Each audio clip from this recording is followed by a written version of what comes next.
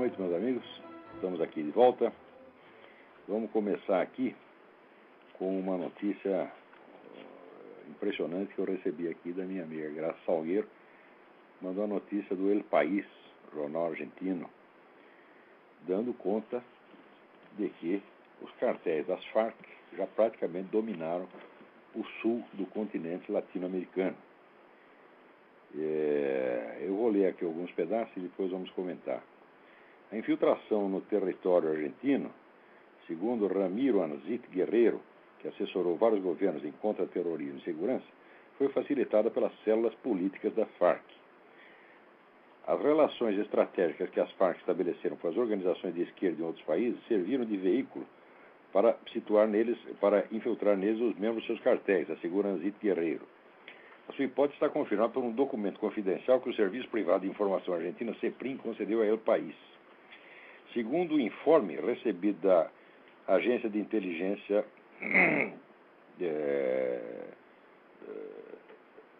argentino, nos últimos anos, Jairo Afonso Lesmes, aliás, Javier Calderón, considerado chanceler das Farc para o Cone Sul e encarregado de atividades ilícitas nessa região, se move com plena liberdade. Junto com ele, narcotraficantes e terroristas de diferentes países teriam sido hospedados no Hotel Bauen, administrado pelo governo da Venezuela, hotel na Argentina administrado pelo governo da Venezuela, com recursos da PDVSA, através do PDVSA, a estatal venezuelana de petróleo. Analistas argentinos consideram, e desde metade do ano 2000, as Farc têm presença ativa nesse país e que aumentou durante o governo de Néstor Kirchner. Bom, é óbvio, né? Ele está lá para isso. Javier Calderón possui, segundo o especialista Anzit, uma estrutura de apoio no Brasil, que junto com o Paraguai e a Argentina conforma a chamada Tríplice Fronteira. Essa teria fornecido às Farc, teria favorecido as Farc após o fortalecimento das operações de interdição entre Brasil e Colômbia. Informes do Departamento de Estado americano indicam que as máfias brasileiras estão negociando com o grupo guerrilheiro através de suas bases no Paraguai. As autoridades identificaram que a droga sai desde o sul da Colômbia em pequenos aviões para pistas clandestinas do Paraguai. Depois vai para o Brasil, de onde abastece o mercado local e segue para os Estados Unidos, Europa, o Japão e a África. Dessa rota, segundo o governo do Paraguai, está encarregado um guerrilheiro das Farc conhecido como Hermes, o qual, ademais, teria assessorado os responsáveis pelo sequestro e posterior assassinato de Cecília Cubas, filha do ex-presidente Raul Cubas. Na atualidade, sabe-se que Hermes reside no Brasil. Atenção, o cara reside no Brasil sob a proteção do governo petista, tá certo? Que tem com as Farc as relações mais íntimas possíveis no quadro do Foro de São Paulo, e todo mundo está deixando isso acontecer. Enquanto isso, o pessoal está preocupado que o deputado desviou dinheirinho, tá certo?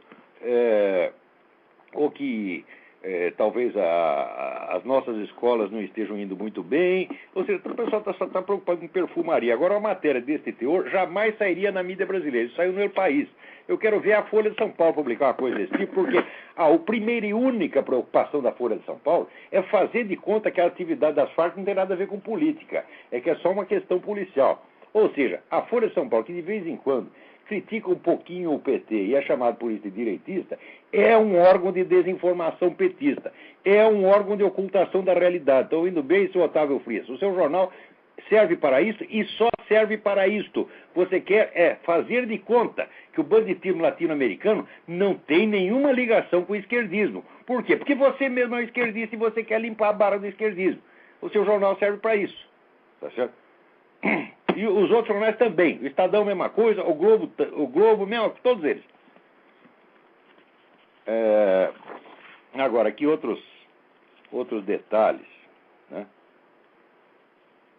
A Venezuela é assinalada pelo Departamento de Estado como o maior provedor e ponto de atividade das Farc na América Latina. Agora, outra coisa. No solo venezuelano, existem a serviço do narcotráfico, isso é das Farc, 117 aeroportos clandestinos. Ou seja, vocês podem por aí avaliar o tamanho da coisa. tamanho da força que tá sendo criada, sendo montada no continente, mediante esta fusão. Se der para parar de digitar, eu agradeço. Mediante esta fusão de terrorismo e narcotráfico, terrorismo, narcotráfico e partidos de esquerda, todos eles fundidos no coração do Foro de São Paulo, tá certo? Eles estão criando a maior e mais poderosa e mais perigosa organização político-militar de todos os tempos na história do continente latino-americano, e ninguém quer discutir isso. Os jornais brasileiros continuam discutindo a nossa política como se tudo fosse uma questão de discussãozinha parlamentar, sabe, política parlamentar inofensiva de um país civilizadíssimo, país europeu civilizadíssimo. Parece que nós estamos na Inglaterra, lá o Partido Conservador discutindo com o Partido Trabalhista. Né?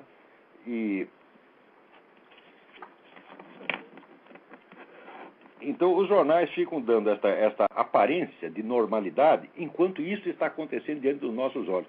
Olha, eu vou dizer uma coisa para vocês. A classe jornalística brasileira, donos de jornais, são todos criminosos, são todos cúmplices desse esquema. Estão escondendo e protegendo esse esquema há muitos anos.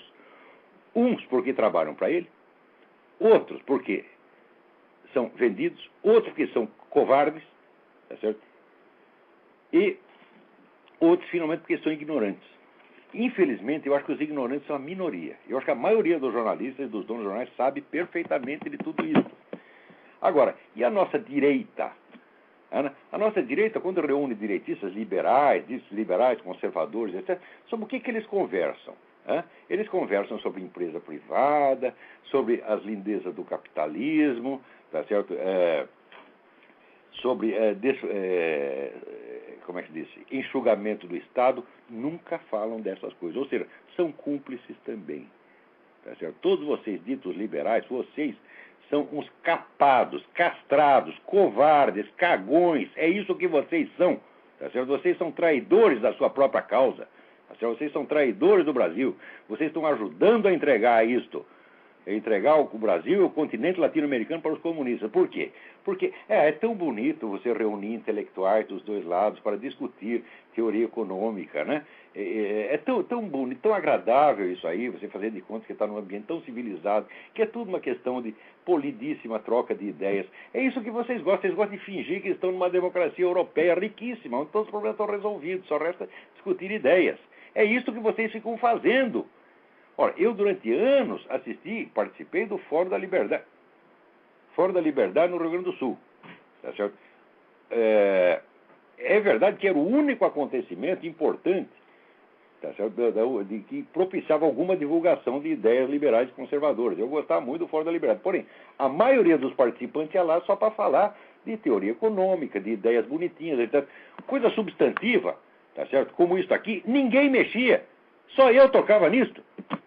Por quê? Aquilo é um bando de covarde. Tá certo? É tudo, sabe, menino mimado, pó de arroz. É isso que vocês são, ô liberais do Brasil. Vocês são pó de arroz, vocês são bando de boiolas. Tá? Agora, veja, a covardia, a boiolice, quando passa de um certo ponto, se torna criminosa. Quer dizer, me diga uma coisa, me diga, quando existiu uma organização deste tamanho, com 117 aeroportos clandestinos, só na Venezuela, dominando o narcotráfico de todo o continente, tá certo? E se reunindo anualmente com o seu Luiz Inácio Lula da Silva, no Foro de São Paulo, tá certo? Para tramar a ocupação do restante do continente. Ora, que é claro que eles estão fazendo isso. Note bem, o próprio Lula, naquele seu famoso discurso de 2 de julho de 2005, ele esclarece que o Foro de São Paulo não serve só para fazer as suas assembleias gerais e emitir as suas declarações. Ele é um ponto de encontro onde há conversações secretas, tá certo? Entre ele, Hugo Chávez e o pessoal da FARC. Ele confessou isto. Então significa o seguinte: isto é a Revolução Comunista em marcha, diante de todos nós, subsidiada pelo narcotráfico e pelo governo da Venezuela, tá certo? Enquanto isso, esses filhos da puta do jornalismo brasileiro, tá certo? Ficam falando só do deputadinho que roubou um dinheirinho, essas coisas insignificantes. Que é? Mas olha, ser brasileiro hoje em dia é realmente uma vergonha. Não é só por causa da corrupção, não. A corrupção de dinheiro é o de menos. O demais são os 50 mil brasileiros que estão morrendo anualmente graças a isso aqui, e os milhares que ainda vão morrer, tá certo? no curso dessa revolução que está sendo montada muito rapidamente no continente. Quer dizer que é a revolução dos criminosos, a revolução dos narcotraficantes, a revolução dos assassinos, que tudo isso é coisa que o senhor Lula acha lindo, tá certo? Ele lambe o saco dessa gente, a turma da Farc manda no Lula, porra. Ele fará o que eles quiserem. Vocês não perceberam ainda onde estão? Meu Deus do céu, acordem! O que está havendo nesse país? Quer dizer, é uma espécie de castração intelectual, não dá para perceber a realidade. Ora, agora, o principal no Brasil é a mídia. A mídia é um fator de isolamento. A mídia brasileira isola o Brasil do que está acontecendo em volta no mundo. Então, no máximo, fazem alguma crítica muito leve ao Hugo Chávez. E quando fazem, aproveitam para fazer mais desinformação comunista ainda, como esse filho da puta que escreveu na Folha de São Paulo, dizendo que o Chávez e o Uribe, embora estejam em polos opostos, são muito parecidos, o governo muito parecido. Agora me diga o seguinte, quando foi, tá certo, que o Uribe mandou atirar, tá certo, em manifestantes pacíficos e matou 21 pessoas, tá certo? Quando foi que o Uribe, tá certo, disse que os cidadãos do seu país não têm mais o pátrio poder sobre as crianças, que aos 3 anos passam a estar sob a guarda do Estado? Quando foi que o Uribe praticamente decretou o fim da empresa privada no país? Quando foi que o Uribe mandou fechar os jornais de oposição? Não há semelhança nenhuma entre o Uribe. A única semelhança, seu filho da puta, que escreveu isso, que eu nem me lembro o seu nome, tá certo? A única semelhança é o ódio que gente como você tem pelos dois. Que tem pelo Uribe, tá certo? Vocês têm medo do Hugo Chávez e têm ódio do Uribe. E tem ódio do Uribe por quê?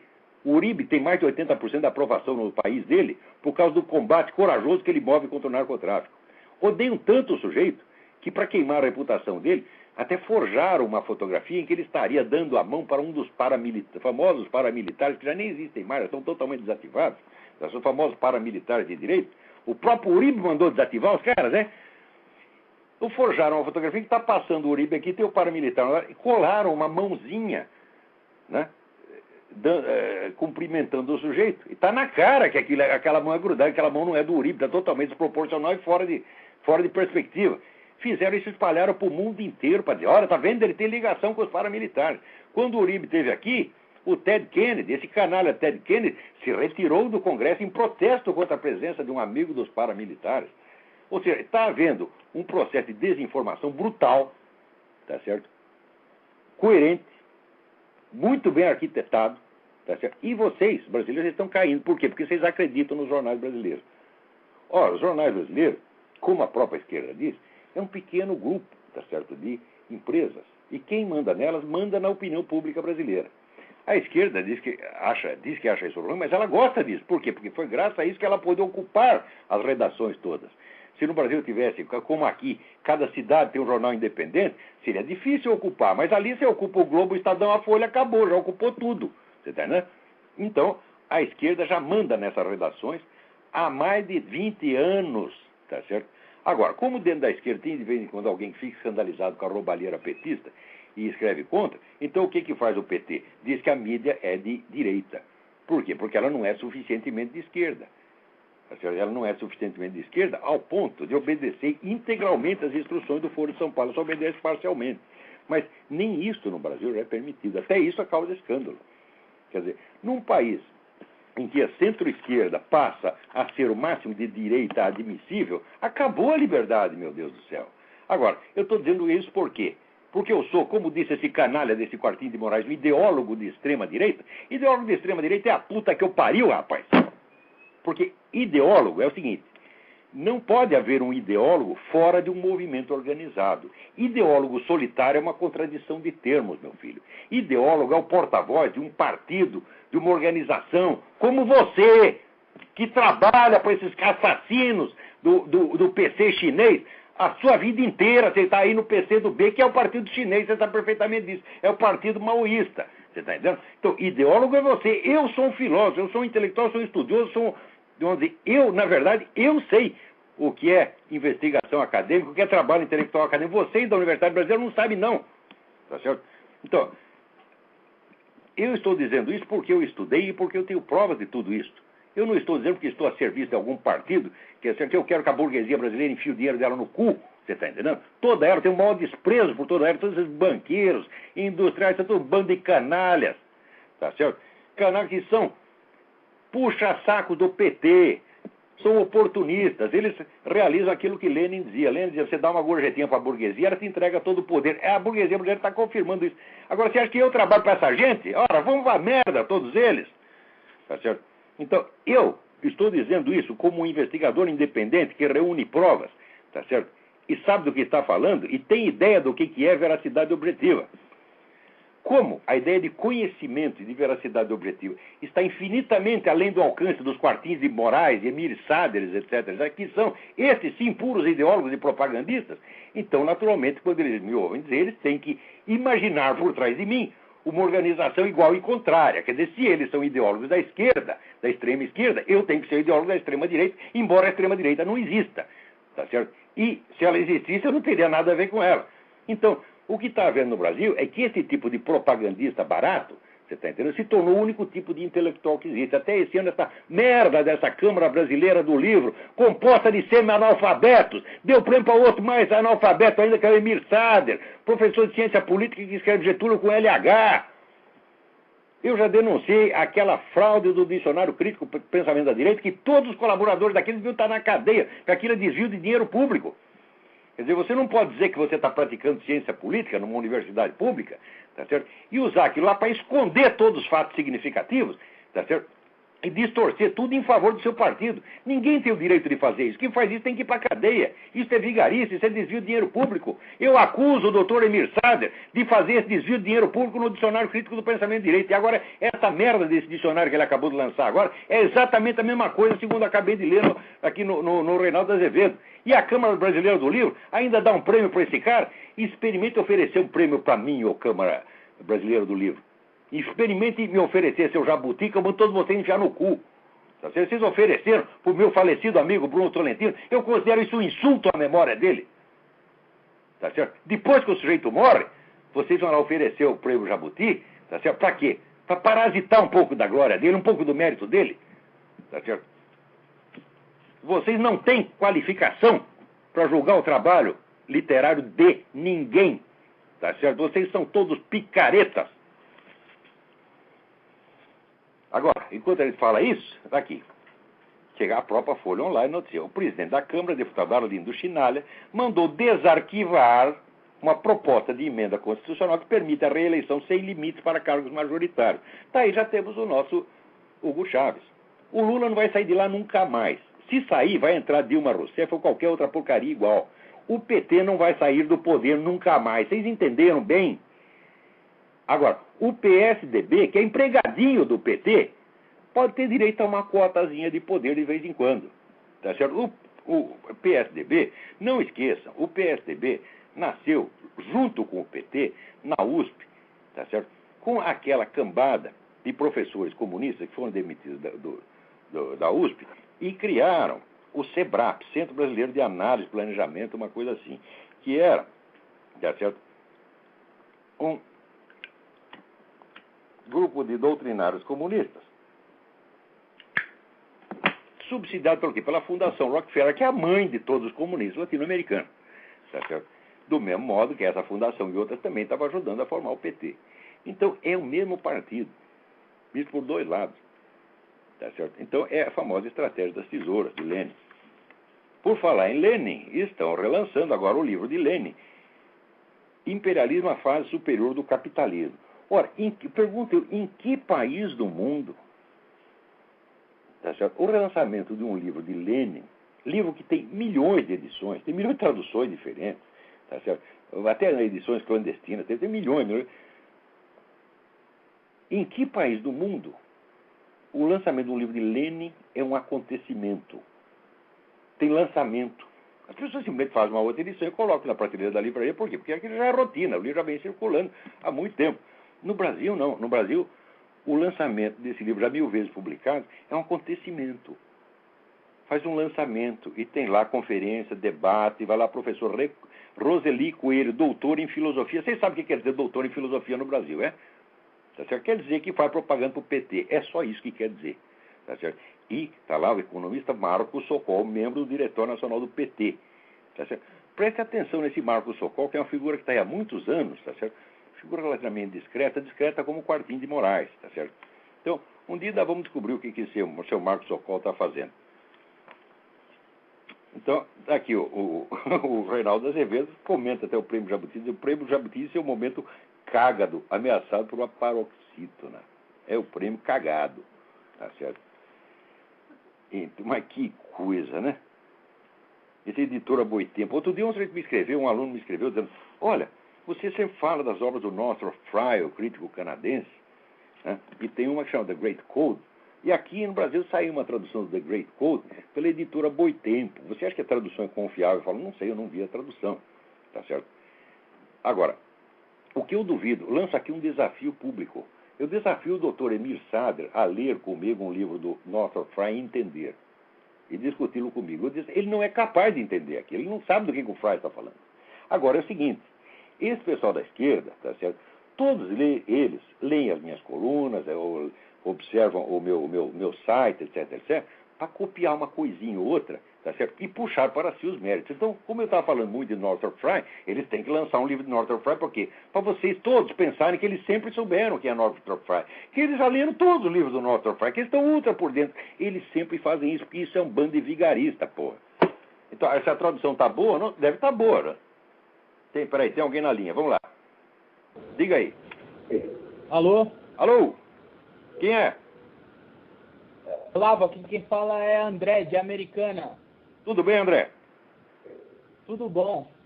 Desculpa mudar de assunto, mas eu queria fazer duas perguntas muito rápidas para você.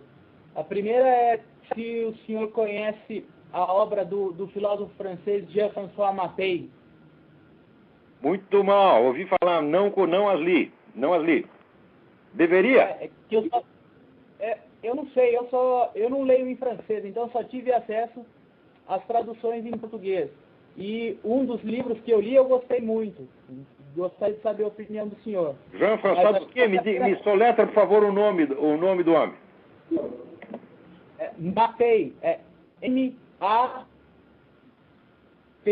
T-T-E-I? Isso. Ah, Mattei, é um sobrenome italiano. Vou procurar, agradeço a indicação.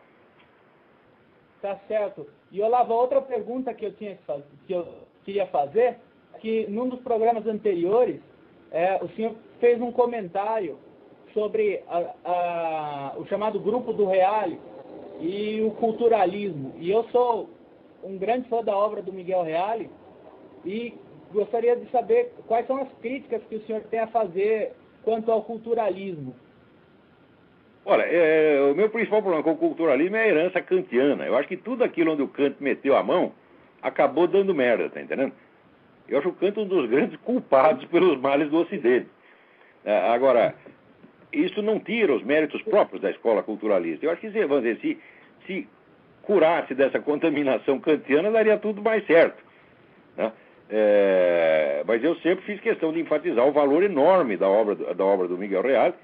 Eu acho, realmente, o Miguel Reale foi o primeiro sujeito que na história humana conseguiu dizer o que é o fenômeno do direito, quer dizer, que é um fenômeno central para a vida humana, tá certo? E todas as definições de direito que tinham eram absolutamente desencontradas, pegavam por alguma qualidade acidental, por alguma propriedade, mas não conseguiam pegar exatamente o que é, vamos dizer, a substantividade mesmo do fenômeno do direito. E o Miguel Reale realmente matou a charada. Aquele livrinho dele chamado Teoria Tridimensional do Direito é uma joia, tá certo?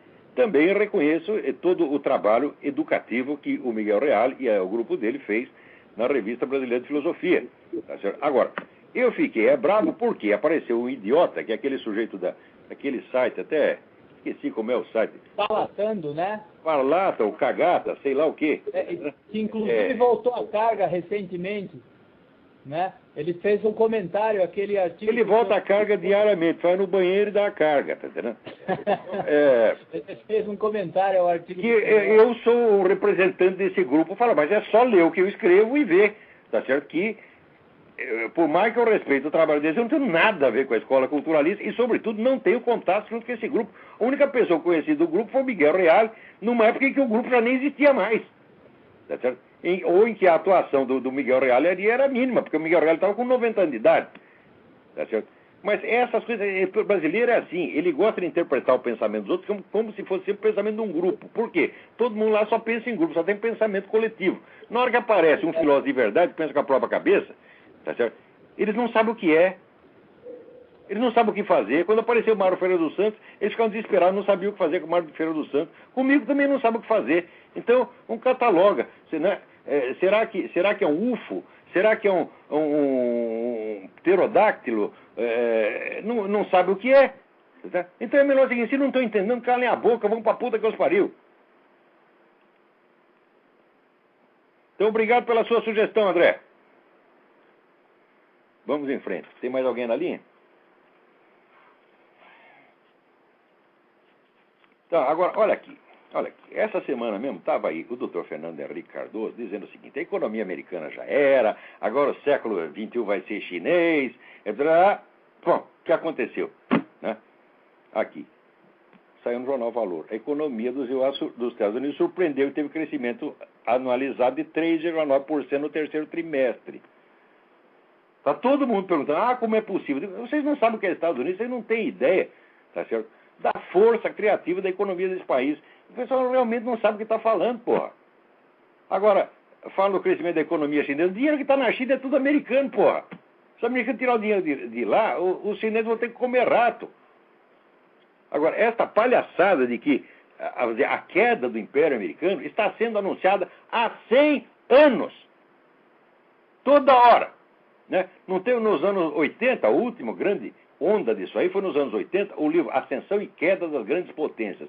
Tudo quanto é empresário que eu via, apareceu aquele livro no sovaco para mostrar a cultura, dizendo, olha aqui, isso aqui é o futuro. E a previsão dele é a seguinte: a economia americana na década de 90 ia cair e a economia soviética ia se tornar, né, a dominadora do mundo. 3 anos depois acabou a União Soviética. E esse Paul Kennedy, em vez de enfiar a cabeça da privada para descarga, ainda continua cagando regra. E as pessoas, todas que tinham acreditado no Paul Kennedy, no dia seguinte faziam de conta que não era nada. Quer dizer, isso é tudo uma palhaçada. Você acha que para derrubar uma coisa como a economia americana é assim fácil? Você pode derrubar, mas vai levar 200 anos, porra. Não é assim fácil. Agora, a China, a prosperidade chinesa é em 5 cidades. No resto, o pessoal está comendo rato, sim. A miséria chinesa é indescritível. Tá certo? Então, eles não têm a menor condição de alimentar o seu próprio povo. Agora fica arrotando grandeza para fora.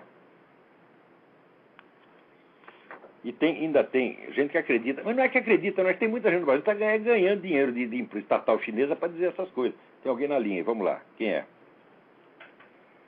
Ô, professor, boa noite. Boa noite, quem é? É Marcelo, sou conterrâneo aqui do senhor de Campinas. Marcelo, tudo bem?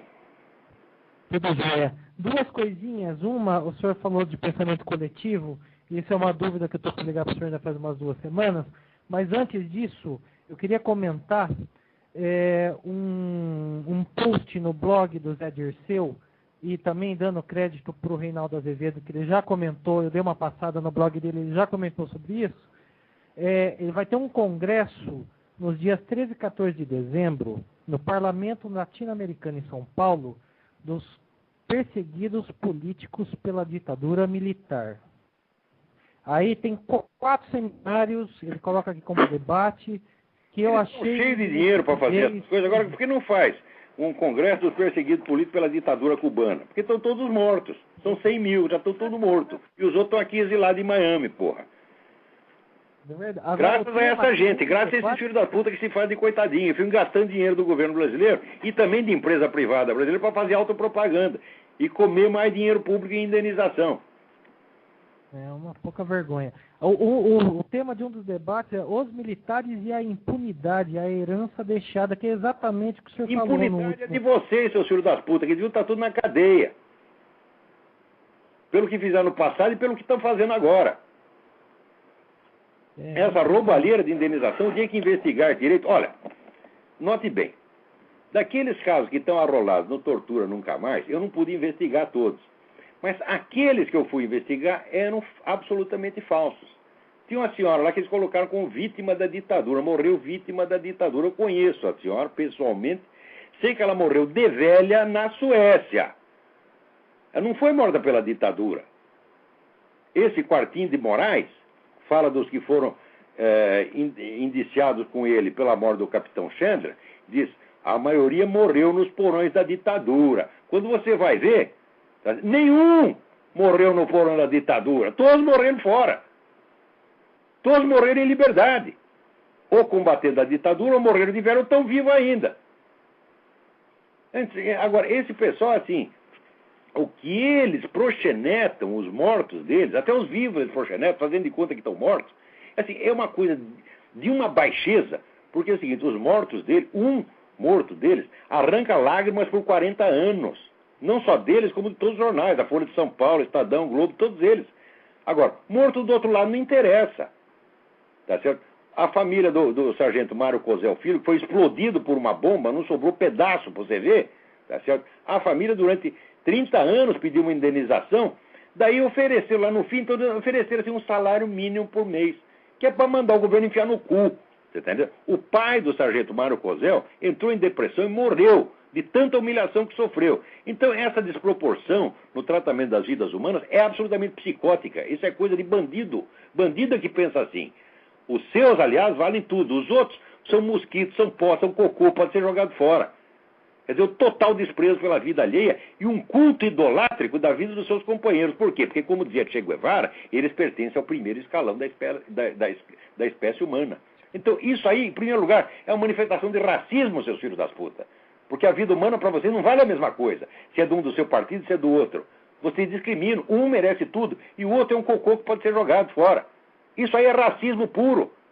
Então, vocês que estão no Brasil, vocês ajuntem as declarações de gente como esse Quartinho, esses Saders, etc, etc.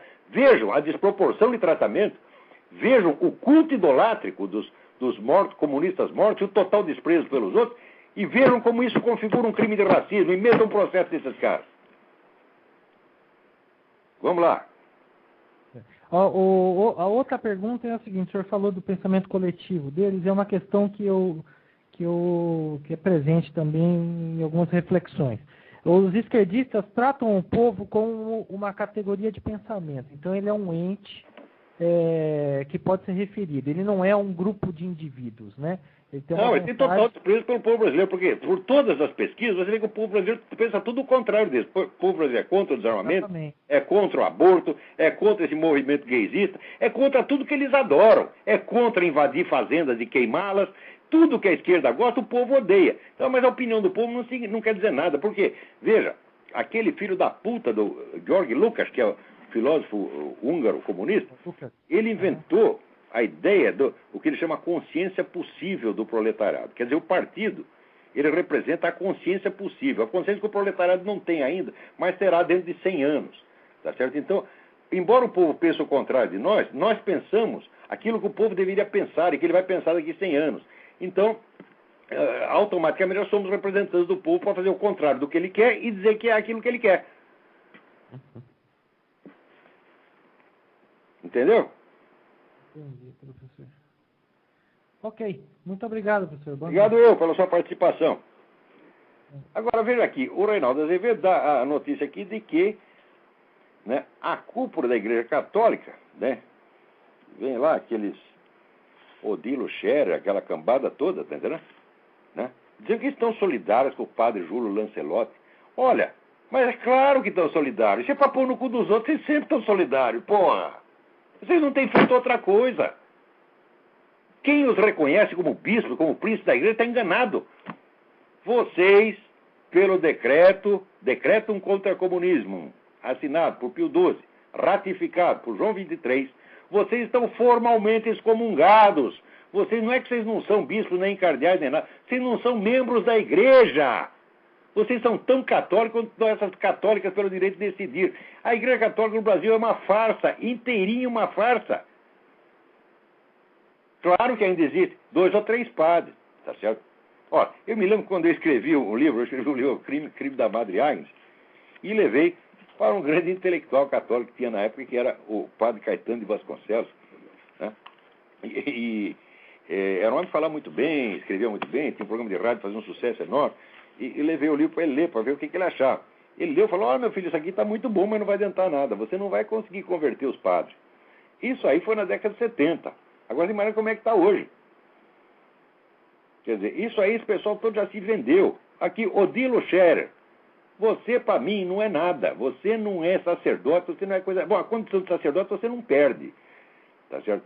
Mas a condição de príncipe da igreja você perde sim.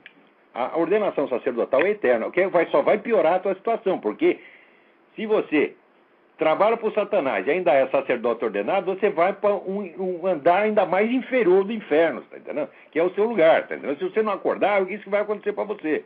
Agora, esse padre Júlio Lancelotti, tá certo? Ele é um pedófilo especial, porque é um pedófilo de esquerda. Olha, a maior parte dos pedófilos são de esquerda. Onde é que você vai procurar, vamos dizer, aqueles padres antigos conservadores fazendo essas coisas? Isso é raríssimo. O que tem, vamos dizer, leiam o livro do Michael S. Rose, que se chama Goodbye, Good Men. Vejam o longo trabalho de infiltração que o movimento gay fez em todos os seminários dos Estados Unidos. Nós não temos dados sobre a Europa e a América Latina, mas o que acontece aqui é repetido em outro lugar. Durante 30 anos, infiltraram e tomavam, sobretudo, os postos de psicólogo. O psicólogo é o sujeito que faz a seleção para ver quem pode ser admitido no sacerdócio e não. E quem não pode. Então, em vez de admitir os sujeitos vocacionalmente dotados, preferiam o quê? Os que tinham inclinações homossexuais ou pedófilas ou qualquer coisa assim. Isso foi feito durante 30 anos. Para quê? Para você fazer o crime e depois você acusar a vítima. Dizer que os padres são pedófilos não porque são homossexuais, não porque são pervertidos, mas porque são padres. Agora, a cota maior de pedófilos no universo são os assistentes sociais da ONU. Eu digo isso há muitos anos, baseado em informações muito precisas. E agora, pela primeira vez, quando um país da África mandou alguns soldados da ONU embora por pedofilia, saiu agora uma notinha desse tamanho assim na imprensa brasileira. Agora, padre, você faz um barulhão desgraçado. A não ser que seja o padre Lancelotti. O padre Lancelotti, né? Como diz o outro lá, é o cavaleiro da nádega redonda. Né? Então, esse aí pode, porque é de esquerda, então é santinho. Quer dizer, é pedofilia santificada.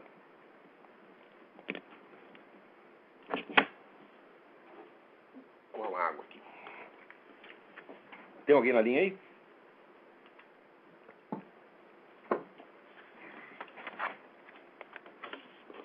Vamos lá. Quer dizer, aqui material não falta. Uma das novidades aqui é que agora ficaram sabendo que aquele famoso acordo, né, que cedeu as instalações da Petrobras lá para o governo da Bolívia, não foi decisão da Petrobras. O Lula pressionou. A decisão política tomada certamente no quadro do Foro de São Paulo.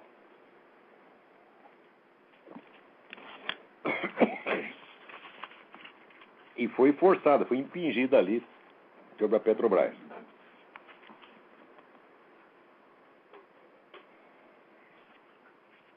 Agora, enquanto isso, lá em Curitiba,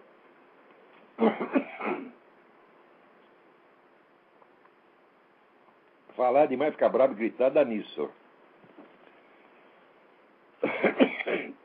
Então, lá em Curitiba, o seu Requião faz uma reunião na Conferência Popular Nacional de Agroenergia, com a Via Campesino MST, com a bandeira do MST e da Venezuela hasteada.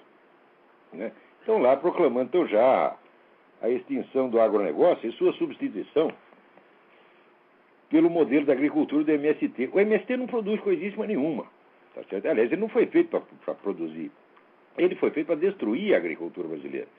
Destruir, criar crise, depois lançar as culpas no capitalismo e ter aí mais um pretexto para fazer a revolução. Agora, eu acho essa figura do senhor Rubens Requeijão muito engraçada, porque ele não é um membro do PT, muito menos um dirigente do PT. Ele é um político, vamos dizer, às antigas, um líder regional, tá certo? Um cara, vamos dizer, mais ou menos isolado, apenas uma liderança pessoal, e ele acredita que ele pode manipular o PT. O PT está rindo dele. O PT vai usar esse sujeito e jogar fora como uma camisinha. Aquele que se preocupa com o seu Requeijão, não se preocupe. Esse homem não é de nada. Tá certo? Ele vai ser jogado fora na primeira oportunidade. Presta atenção no que eu estou dizendo. Isso aqui é análise política. Eu estou expressando uma linguagem assim, bastante popular, popularesca até, mas é resultado de análise política longa. O destino dele é o de todas as lideranças regionais, pessoais, tá certo? Que ou se opuseram ou se aliaram ao PT. Eles vão destruir todas. Todas. Porque comunista é assim, ele não aceita aliança parcial. Ou você submete a ele, ou ele vai te usar e depois jogar fora. O Requião, perto do PT, é nada. Eles acabam com o Requião mediante um peido, como no cheque, com H, H-U-M. Um peido acaba com o Requião.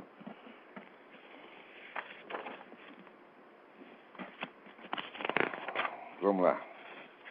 Tem tanta coisa aqui que a gente fica bobo, sabe? Agora, está a nova sessão aqui do grupo de trabalho do Foro de São Paulo, que está preparando o 14º encontro a realizar-se em Montevidéu, Uruguai.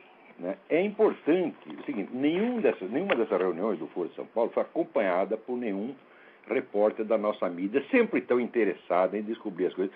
Ora, o que é o Foro de São Paulo? É apenas uma organização de algumas centenas de partidos políticos, né? Reúne dezenas de governantes latino-americanos, dezenas de presidentes de partidos, mais as organizações narcotraficantes e terroristas mais poderosas. Ou seja, é um acontecimento sem importância nenhuma, é uma bobaginha, tá certo? É uma coisa de importância apenas regional, né? Então, pensando assim, a nossa mídia, que acompanha cada movimento do Lula, né? Quer dizer, cada besteirinha que o Lula fala, eles vão atrás. Quando você vai na reunião do Foro de São Paulo, manda o Marco Aurélio Garcia lá na reunião do Foro de São Paulo, eles fazem questão que não fazem durante 16 anos. Eles acompanhavam tudo que o sujeito fazia. Quando ele ia na reunião do Foro de São Paulo, todo mundo deixava os olhos, ninguém via. Ora, isso aí é ignorância? Não, isso é cumplicidade ativa. Isso aí tem que ser investigado. Tem que ver como é que se fez, da onde veio, vamos dizer, uma omissão tão longa, tão persistente e tão sistemática, tá certo? Agora, se mandar um repórter lá, agora não dá mais para esconder, então talvez até a Veja, tá certo? A Veja não é uma revista de direita, é apenas uma revista antipetista, porque na parte cultural ela é politicamente correta, ela apoia tudo que a esquerda quer, tá certo? Apenas ela ficou escandalizada com a roubalheira petista e tudo tem limite no mundo, até o saco esquerdista tem limite, tá certo? Então tem alguns esquerdistas que acham que é possível ser esquerdista e honesto ao mesmo tempo, o que não é. Tá certo? E quando eles veem a roubalheira, ela fica escandalizada. Então, esse tipo de gente que começou, vamos dizer, a criticar o PT dentro da própria esquerda. Então, a revista Veja, agora que já percebeu, já admite publicamente, até que existe o Foro de São Paulo. Como a Veja é generosa, é bondosa, ela até admitiu, depois de 16 anos ela admitiu até que até existe. Então, talvez mande lá um repórter. Então, atenção, seu repórter. Você faz o seguinte, em toda reunião deste tipo, existem as assembleias, aquilo que se discute publicamente, e existem os encontros discretos. O Lula disse que o importante são os encontros discretos. Ele disse que para tomar por exemplo, ele disse que ele, já como presidente, interferiu no plebiscito venezuelano. E que isso foi combinado entre ele e Hugo Chávez, eu vou repetir mais ou menos a palavra como eu me lembro, usando a estrutura do Foro de São Paulo para que eles pudessem conversar sem que as pessoas percebessem. Então, o Foro de São Paulo não é só o que está nas declarações. O que está nas declarações, nas atas, já é mais do que suficiente para aprovar uma articulação geral de narcotráfico, terrorismo e política de esquerda. Mas não dá tudo. O tudo são essas conversas. O uso da estrutura como uma carapaça protetiva para conspirações desse tipo. Porque um presidente da República interferir no plebiscito do outro país, sem contar nada para o seu Congresso, para a sua opinião pública, isso aí é conspiração. Isso aí é crime de alta traição. E isso é mais do que suficiente para tirar o Lula de lá a pontapés. Então, vamos lá.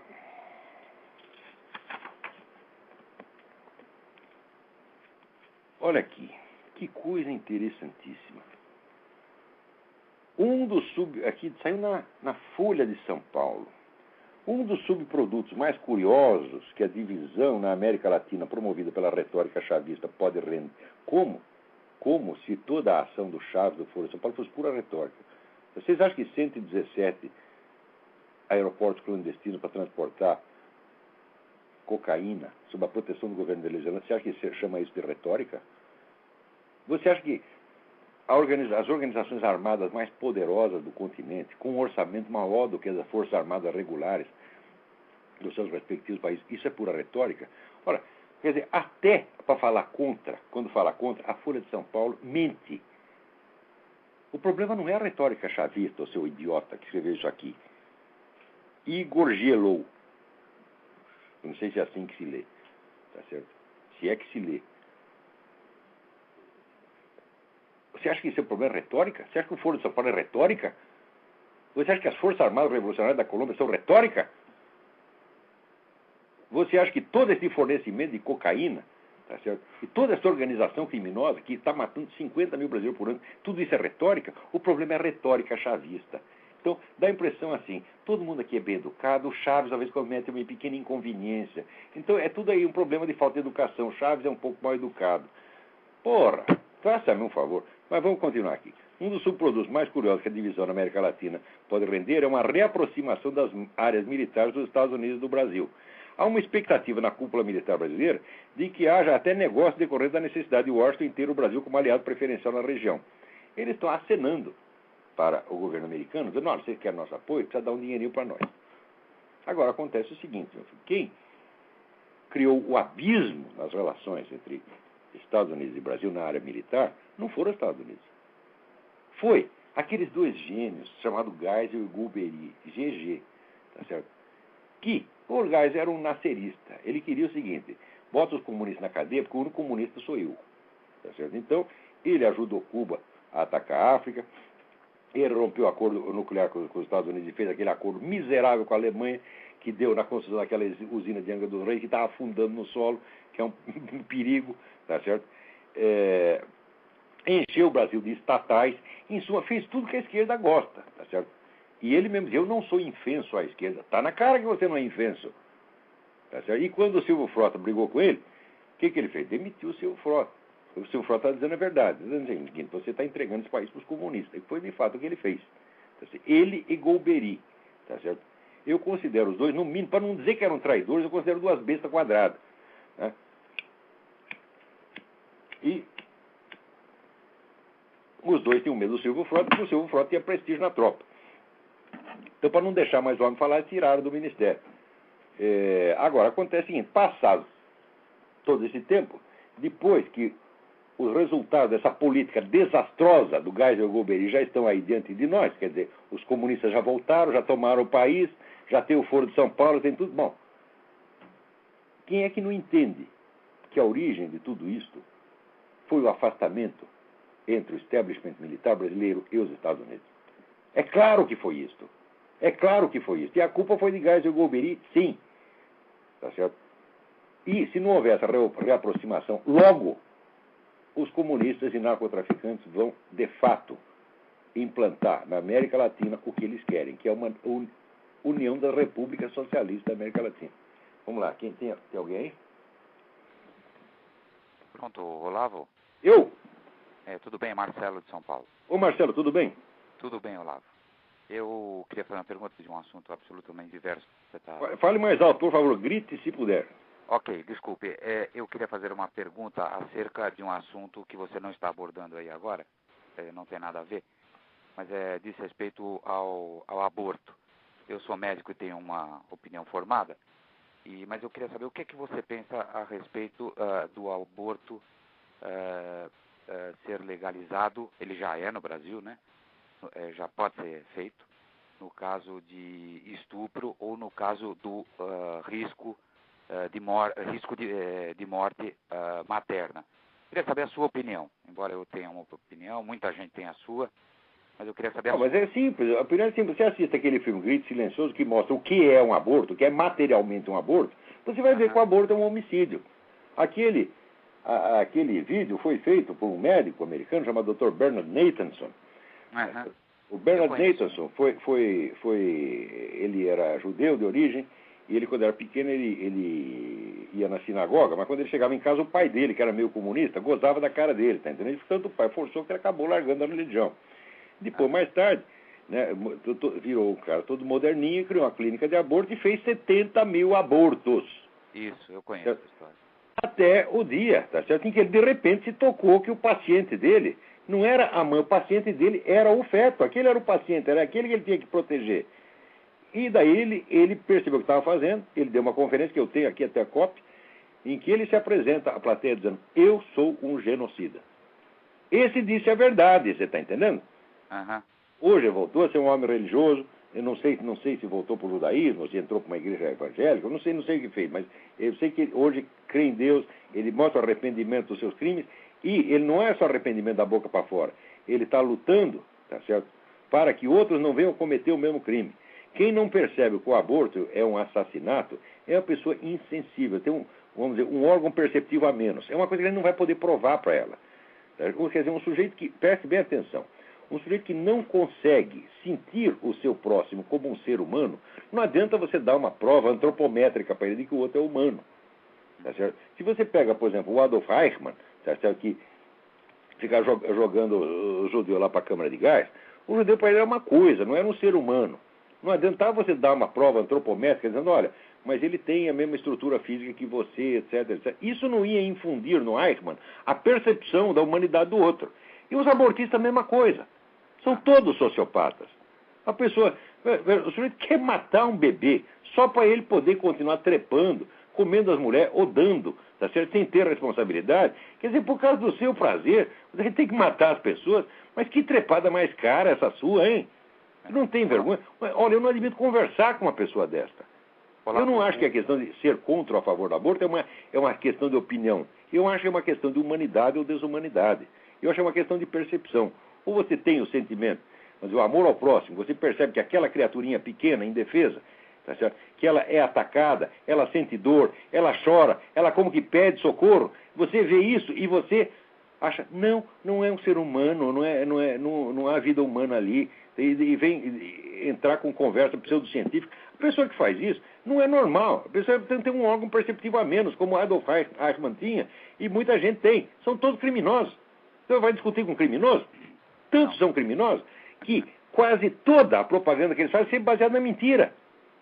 Eles mentem assim de uma maneira. Esse porra desse ministro temporão que disse, precisamos legalizar o aborto para impedir esse massacre de mulheres que estão sofrendo abortos ilegais e morrem aos milhares. Morrem aos milhares coisa nenhuma, morrem 7 ou 8 por ano, um acidente que pode acontecer em qualquer tipo de operação. Não há problema nenhum, não há risco nenhum. Não há nenhum risco de saúde pública. Agora, mais ainda, as entidades que financiam abortos ilegais são as mesmas que fazem campanha pela legalização do aborto. Quer dizer, é aquele negócio do Satanás mesmo. Ele induz você ao erro e depois te condena pelo erro. Uhum. Quer dizer, como é que eu vou discutir com gente assim? E essas católicas pelo direito de decidir, que são uma organização satanista, fazem ritos satânicos, e, no entanto, querem ser aceitas como organização católica. Existe mais, vamos dizer, falsidade mais cínica do que essa. Como se pode admitir conversar com essas pessoas? Uma pessoa dessa não pode entrar dentro da minha casa. Eu não aceito um sociopata desse dentro da minha casa. Não há diferença entre as pessoas, entre essas pessoas e o narcotraficante, é a mesma mentalidade. Agora, se as pessoas se tornam, vamos dizer, as pessoas normais, boas, se tornam incapazes de reconhecer um sociopata quando o enxergam, quando veem, então não se pode fazer mais nada, estão indefesas. Olavo, o falecido Dom Lucas Moreira Neves, que foi primaz do Brasil, ele publicou um pouco antes de morrer um artigo interessante no Estadão, na página 2, e ele fazia menção lá a várias pessoas, que ele dizia, pessoas que tiveram uma vida normal, santa, de acordo com as normas da sociedade, ou da igreja, o que importa, ou das igrejas, da sua religião, e que eram vítimas, que eram frutos de estupro, né? Mas é isso, do estupro, pode nascer um gênio, pode nascer um santo. Isso, é isso que ele dizia, pode nascer um santo. Eu conheci santos vindos... Nós não sabemos quem vai nascer. Meu filho, eu tenho 8 filhos. Eu nunca soube quem ia nascer ali. Cada um é uma surpresa, uma coisa diferente. Não fui eu que inventei eles. Você está entendendo? Ele não tem controle sobre quem vai nascer. Você não sabe quem vem. Bom, muito obrigado. Fico muito aliviado de saber que a sua opinião é essa, né? Eu também sou um defensor da vida humana e sou contra o aborto sobre qualquer Não, essa coisa do aborto não dá. Aí não tem diálogo. Não tem diálogo. Abortista é criminoso. Abortista é mente criminosa. Sobretudo o pessoal da católica pelo direito de decidir. Já provei que essas aí vivem de charlatanismo, de mentira. Esses estão contra a igreja Propaganda católica. enganosa. Já provei também que o ministro faz a mesma coisa. Agora, no Brasil ninguém liga. No Brasil as pessoas já se tornaram indiferentes, que o brasileiro se tornou dinheirista. Ele só lê quando tira o dinheiro dele. Agora, quando a ofensa não é ao seu dinheiro, mas é à vida humana, a dignidade da vida humana, é a liberdade ali, não tem importância, o pessoal não liga. Dá um dinheiro para eles, ficam quietos. Ok, olha, um grande abraço, Olavo, e parabéns pelo programa mais uma vez. Obrigado, obrigado. Tá. Então, olha aqui, olha, para não dizer que está tudo perdido, tem mais alguém aí na linha? Então, liga aí. Olavo, é Jorge, Belo Horizonte. Oi, Jorge, tudo bem? Tudo bom. Olavo, você estava mencionando aí, naquelas reuniões particulares que teve o Lula com o Chaves, que influenciaram no plebiscito Isso. que houve lá. Você tem a fonte real disso aí? Que outro dia eu estava discutindo. Você faz o seguinte, você vai no meu site, procura o artigo que chama Lula, réu confesso. Nesse artigo, eu dou o link para o discurso do Lula, feito em 2 de julho de 2005, o qual está meio publicado, meio escondido no site do próprio governo. É um documento oficial.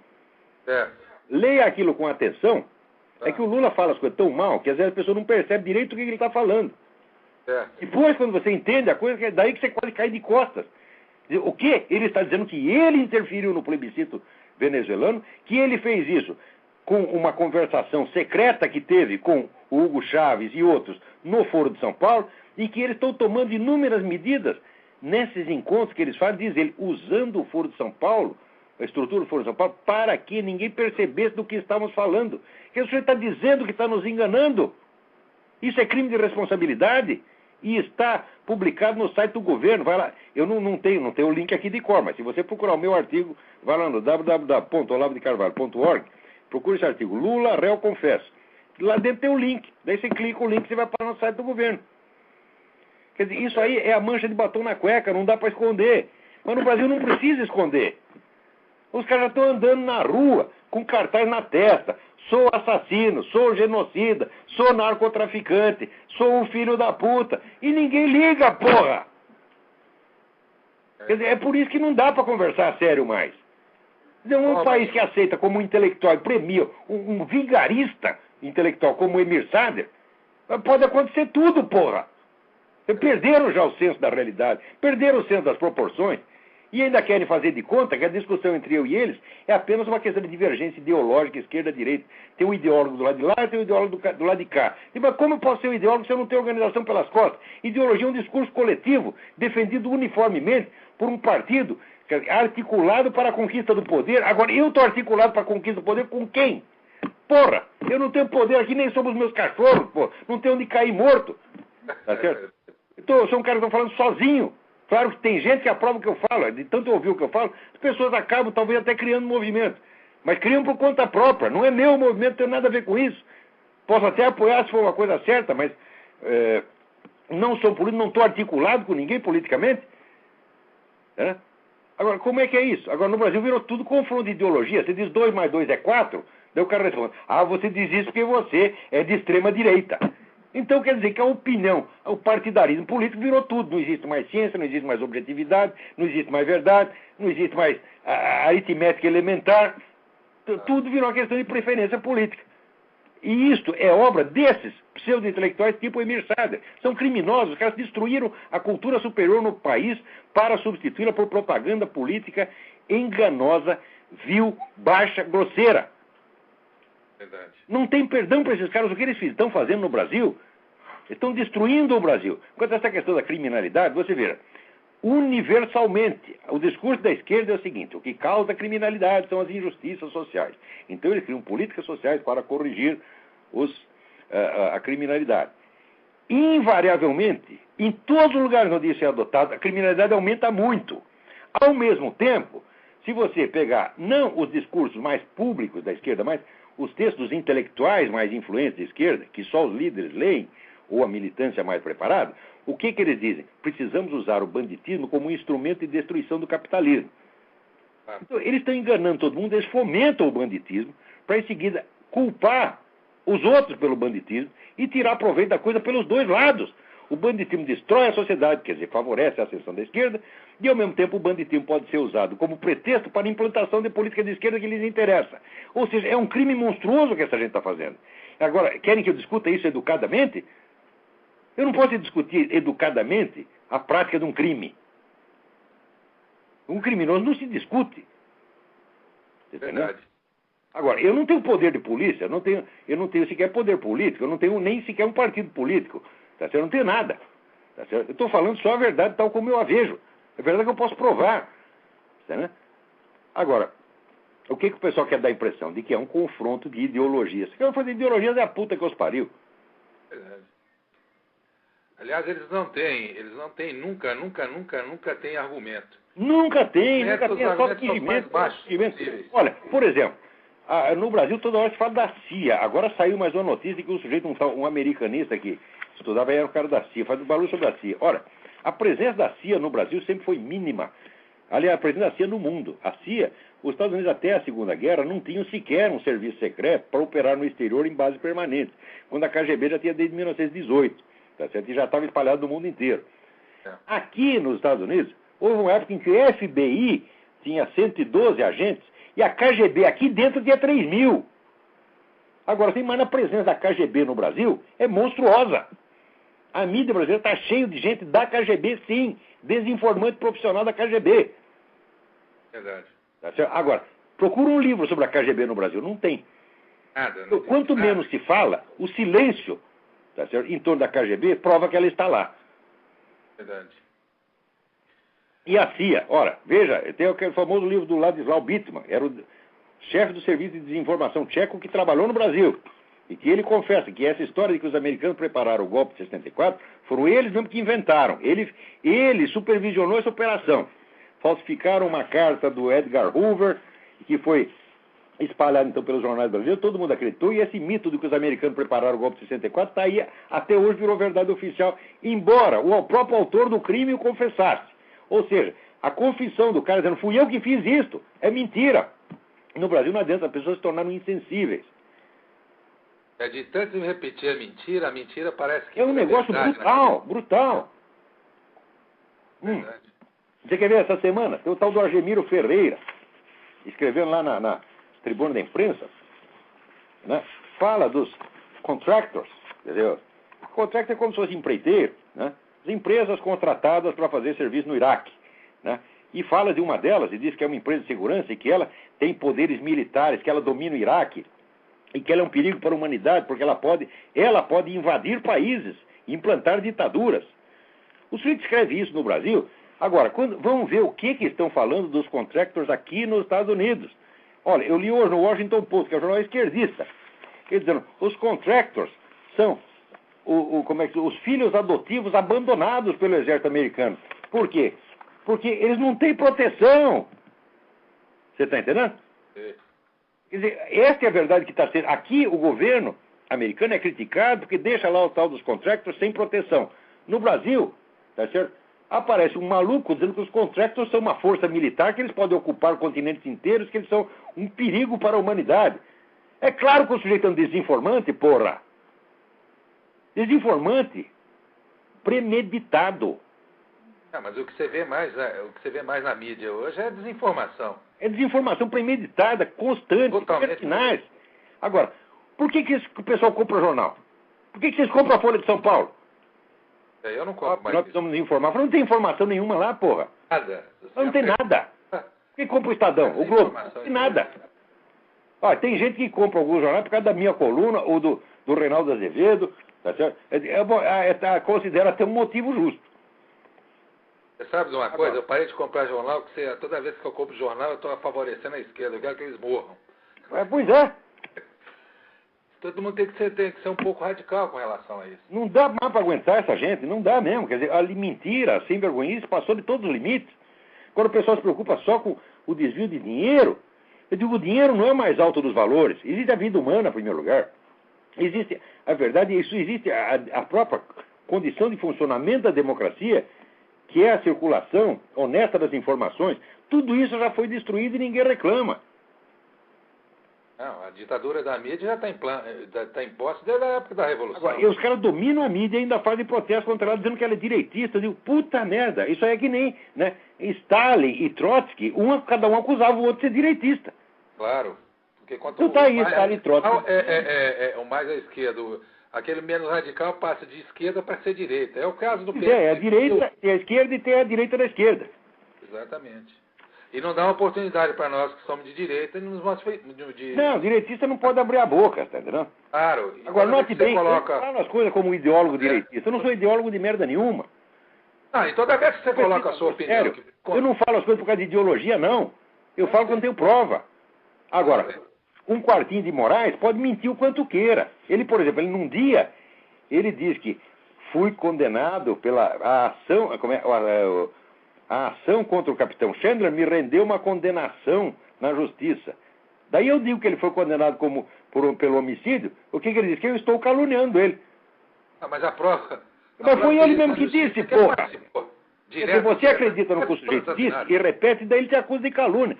Como podemos aceitar dialogar com um sujeito desse? O sujeito é visceralmente desonesto. Não é que ele fez uma ou outra vigaria. Esse cara que faz isso, ele é desonesto até a medula. Claro. Não há diálogo com essa criatura. Não se dialoga com um bandido. Concordo com você. O que esse sujeito tem que ser desmoralizado, tem que constantemente mostrar, tá certo? A vigarice do sujeito. Não tem qualificação intelectual. Não respeita o próprio cargo de professor. Ele fica proxenetando a universidade para servir ao PCdoB. O cara não respeita a profissão intelectual, não respeita a ciência, não respeita o conhecimento. Para ele só existe uma coisa, a porra do partido dele, o amor que ele tem por Stalin e Mao Tse Tung. E o Brasil aceita essas pessoas e eu chamo de intelectuais. O que é isso, porra?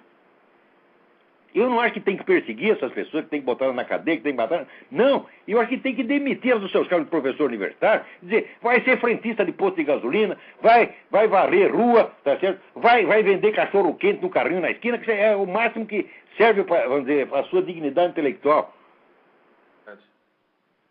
Mas, infelizmente, o que está acontecendo? A gente que tem a opinião mais capitalista, quer dizer, a opinião à direita, em cima tendo como base a civilização cristã, quer dizer, você contra-argumentar com esse tipo de gente, você... Não adianta. Essa contra-argumentar, já te taxam como direitista. Mas, olha, entra um sujeito... Eu, por exemplo, eu já assumi, eu sou da direita mesmo. Assaltar sua casa, estuprar sua mulher e matar seus filhos. Você vai argumentar com ele? Que argumento tem? Vai tomar no cu e pronto. Eu não quero conversar com você a respeito disso. Esse pessoal não é uma divergência de ideias. Poder, esse esquema está nos esmagando. Claro. Mas mudando um pouco de assunto, Olavo, hoje, por acaso, eu estava no escritório e abri a televisão lá no canal do Senado e eu vi um discurso de um senador que eu nunca tinha visto. Pô, você assiste TV pornô, rapaz? Quando tem assunto. Só para ver o argumento da esquerda da pseudo-direita. Eu, se eu quis ligar no TV Senado, minha mulher me bate. Não, mas vou te contar essa. Hoje, pela primeira vez, eu ouvi alguém, um tal de senador Mário Couto, do Pará, ele fez um pronunciamento meio enérgico, dizendo-se que está preocupado, principalmente com a América Latina, com a questão da mudança da Constituição venezuelana. Como se esse fosse o grande problema.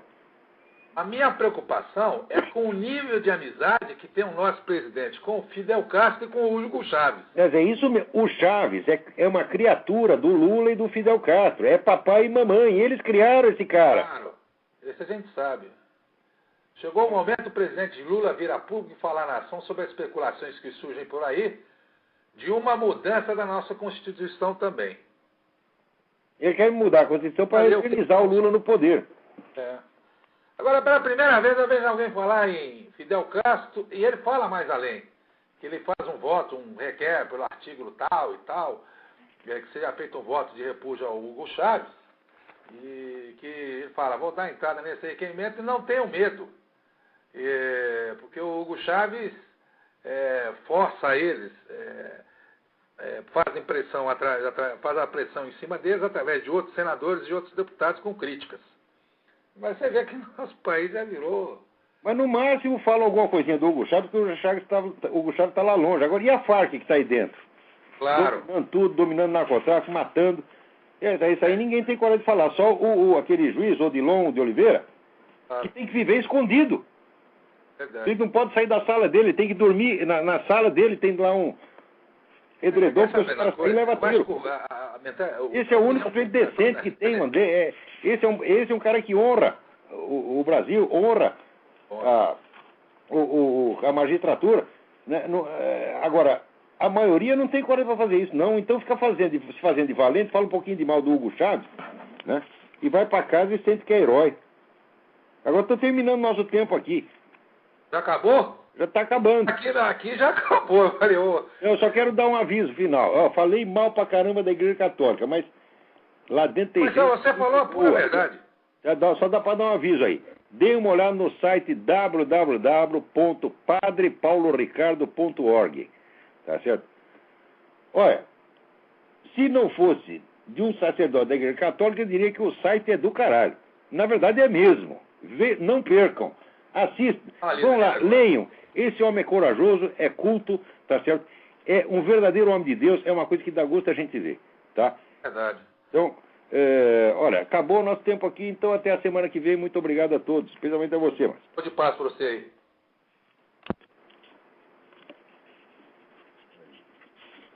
Ainda bem que tem o YouTube, então, gravando.